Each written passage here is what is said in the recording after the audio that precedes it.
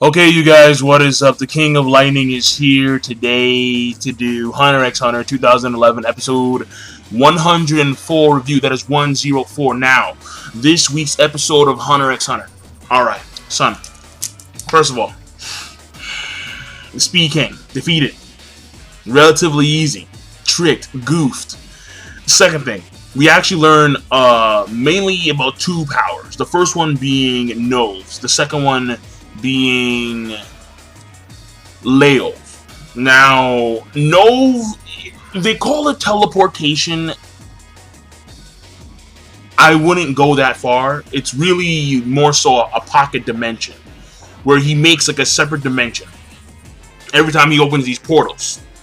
And he has this master key, and this dimension has, I forgot how wide it was, but I know it has like it's I think it's 4 rooms per floor, and like there are 20 floors or something like that, or like there are 20 rooms total. I forgot the exact number of rooms that he has, but basically he can go into all these rooms and he can exit throughout all those rooms because he has this thing called like the master key. So basically he's able to like appear in various locations where these portals are set up throughout the entire like city or locations, whatever it is. And again, they call it teleportation, but it's more so a pocket dimension. When it comes to Leol's powers that we see towards the end of the episode, he has this thing called the rentals, like the rental pod, the rental something. It's like a little, it kind of looks like a beaver, but it's like a little thing, like with like a little screen. This reminds me of something. I remember I've seen these before. It's like a Japanese toy that I've seen before a few times. I've seen people actually use these things, but whatever. It has a little screen on it, and the way it works is that he has to be able to, one, see your ability and know the name of that power. Number 2, he has to have the individual owe him a favor. And what this does is that once these two qualifications are met, that individual's powers are automatically stored into this rental pod. And then once he clicks on it and he says okay, this thing appears from the end, like this little piece of paper, which apparently is an IOU. And once he tears apart the IOU, he can temporarily, for 1 hour, use that person's powers. And right now his goal is to have the king indebted to him. So, I mean, I don't know how the fuck you're gonna make King Miriam indebted to you, but when you think about it from the long haul standpoint, the king, even if the king was indebted to Leol for a period of like 1 hour, so what does that mean? After that 1 hour, I'm gonna behead you. End of story. So his plans are ambitious, but they're ambitious in the sense that once he does attain his goal, that's only gonna be for maybe like, like he'll have him indebted to him for as long as he wants to. But if he ever uses the king's powers, it's like there's no point. And in fact, at this point in time, the king has no unique power. So he's just the king. He's just King Miriam. He just has that tail of his, and he just murks dude. He has that Cell look going on, and God forbid if he wants to start, sucking you in with that end of his tail, it's over. I'm pretty sure he can do that because, again, it's very obvious that Miriam's character design comes from Cell, from Dragon Ball Z. That's very obvious. Now, of course, the imperfect Cell, like the first version of Cell, well, and also the second one too. Now, when it comes to the rest of the episode, it was mainly focused on, we see Nove, and he's able to actually track down Flutter. He winds up seeing Flutter in the sky, and he realizes that Flutter is probably the one who is the cause of these dragonflies. And he believed at first that these dragonflies were indigenous to the city, to the East Gotour Kingdom, but in fact he assumes that no, it's probably because of this guy. And he takes him out very swiftly. We don't see it, but we do see Flutter, and he's actually in one of the rooms in the pocket dimension unconscious. Now, the next thing in the episode is that we see King Miriam. And he actually is, he believes that he has the girl beat. And for some reason, every time I want to remember her name, I can't remember her name. I don't know why. I know her name. It's in here somewhere. I need to just like dig through one day. Which means, of course, Wikia. But regardless, he thinks he has her beat. But no. No. Apparently, the play that he had conducted, or he had, concocted in his mind, and that he had actually performed on the board, was a play that she herself had thought of. And she was proud of that tactic, of that strategy. Something like the new Lieutenant General something. It involves those chips of the game Gungi. However, once she figured out this strategy, she also had to figure out how to beat her own strategy. And this came up when she faced an opponent in the national tournament, and this person had used her own strategy against her, so she had to beat her own strategy. And it affected her so much to where in which she hesitated against the king when the king himself did that same strategy.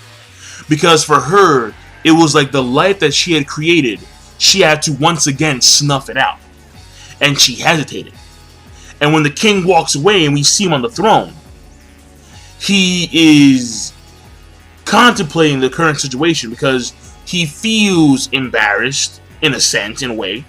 He is being bested all the time, but at the same time, he's enjoying himself. And this is a new sensation. So right now, we're seeing this small little transformation in the king's personality just by playing a board game. So that's very important to know, obvious, that there is some change going on here. And even Xiao Poof, he feels as if like, because he noticed how the king sat down and actually listened to her entire story. And he's remembering, and he's looking back, and he notices how the king has never, ever listened to anyone for that long. But when it came to her, he listened the entire time. So he thinks at this point in time it's not a big deal. But the king, he's actually contemplating, he's thinking about why he feels the way he feels at this point in time. So that's why when she was first introduced, this is the start. This is the start as to why she's so important, as to why she's so quintessential to this arc. And then finally, the last part, speaking, taken out. I mean, basically, he's fucking around with Morel. He's like, yeah, Kochi. He's like, yeah, and he's just bobbing around doing stupid stuff. And Morel, the entire time, calmly analyzing the situation. And we get a lot of internal monologues. And what was very cool to know was that it was very obvious that Cheetu did not have a full grasp, he didn't have a full grasp of his own powers. So here he was, doing all this stuff, and he was saying, I'm going to bother you the entire time because you're not chasing me around. And Moral's like, idiot, in his own mind. If you really wanted people to chase you, then you should have made a rule for your own zone. That makes a lot of sense when you think about it. But he didn't think about it. So, obviously, Cheetu, he spent his time, and he spends like a few hours reading some manga. And then, of course, we see that Moro was able to make a clone, and that clone is actually holding the real pipe. And the real pipe has a smoke rope going through it. So when Cheetu is running around trying to get out of the rope, and he can't, he punches the rope several times, doesn't work. He makes his own yen power on the spot. And this, of course, lets us know that his powers are still in development. He's able to create a new nen ability on the spot. And he didn't think it through, because the crossbow is slow, and even the clone's like, well, wouldn't it be better for you? Like, why would you make a power slower than yourself? Then he stabs with the claws, it's a smoke clone, and then the game attack is over. The game attack is over because the real Morel came from behind. So, the episode rating overall, okay. First of all, there was a story progression. That's fact. That's very obvious. Because now we have Flutter. Flutter, one of the main players, who's been a main player for a while. He's taken out, but we do find out about Hagia's ability, Leol's ability, and Nova's ability. What it is in full. Also, we have these two other Chimera Ants. We have the wolf guy and the crayfish, or not crab, some kind of crustacean dude, and they're in the fray now.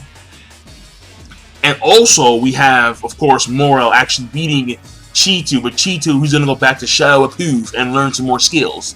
And actually, Morel makes the deduction that Shadow Appoof probably has an ability where he can awaken, or he can enhance, or he can develop new abilities for other people around him, which is probably a specialist category. That's actually, because I'm thinking about it, it's either specialist or transformation. And transformation of that degree, I think, is way too high caliber, so probably specialist.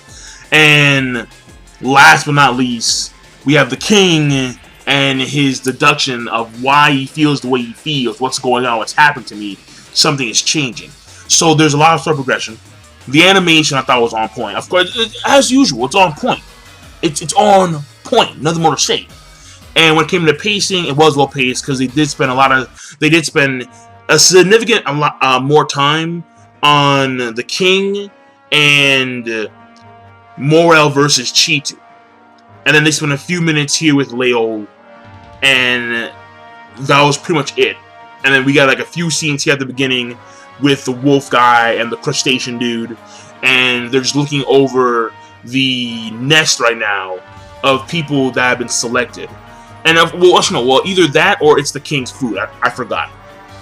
And also, there's a little short scene where we see like Nove, and he's doing his thing, and he winds up seeing Flutter, and he takes him out. So overrating in this episode of Hunter x Hunter, it's a good episode. So I'm done. King Lightning. Be sure to, of course, rate, comment if you can, because I'll say for like, I don't know damn how long. The Google Plus, merging, YouTube, bullshit. But, and of course, subscribe as always. Peace. Have a nice day.